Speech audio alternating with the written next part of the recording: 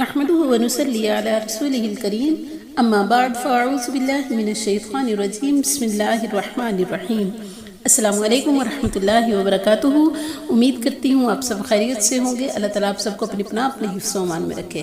17واں روزہ اور 17ویں روزے کے وظائف آج ہم پڑھیں گے۔ دوسرا عشرہ مغفرت، اور اللہ تعالیٰ ہم سب کے گناہوں کو معاف فرمائے میرا پاک پروردگار۔ اس عشرے میں کوشش کیا کریں زیادہ سے زیادہ استغفار کریں، کم از کم ایک تسبیح روزانہ استغفار کی ضرور کر لینی چاہیے۔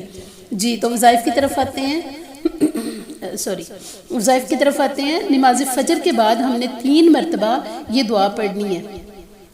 ربی انی ظلمت نفسی فاغفر لی،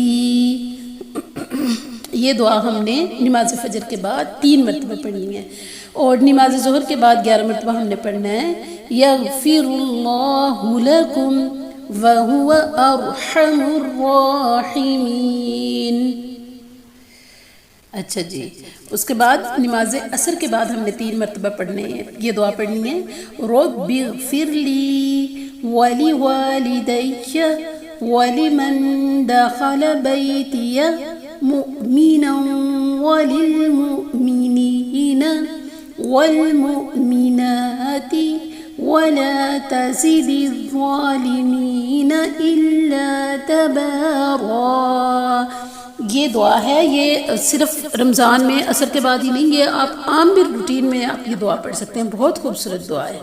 اچھا جی، اس کے بعد نماز مغرب کے بعد ہم یہ دعا پڑھیں گے 1 مرتبہ، اللہم انی اعوذ بک من بطر الغنا ومذلت الفقر۔ دوبارہ پھر پڑھتی ہوں، اللہم انی اعوذ بک من بطر الغنا ومذلت الفقر۔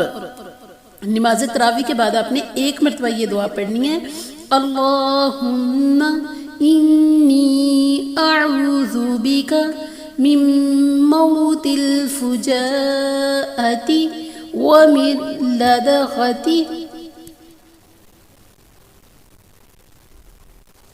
میں یہ دعا دوبارہ پڑھتی ہوں، یہ تھوڑے سے مشکل الفاظ ہیں، آپ نے بھی دھیان سے انگلی رکھ کے پڑھنا ہے اوپر سے، ٹھیک ہے۔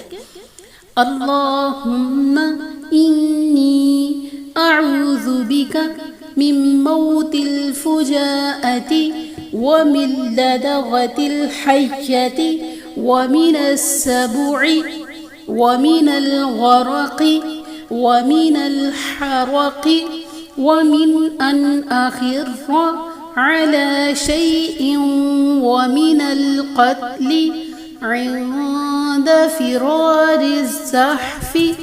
یہ تھی 17ویں روزے کی دعائیں، 17ویں روزے کے وظائف ضرور کیجیے گا، اپنی دعاؤں میں یاد رکھیے گا۔ اللہ تعالیٰ آپ سب کو بہت خوش رکھے۔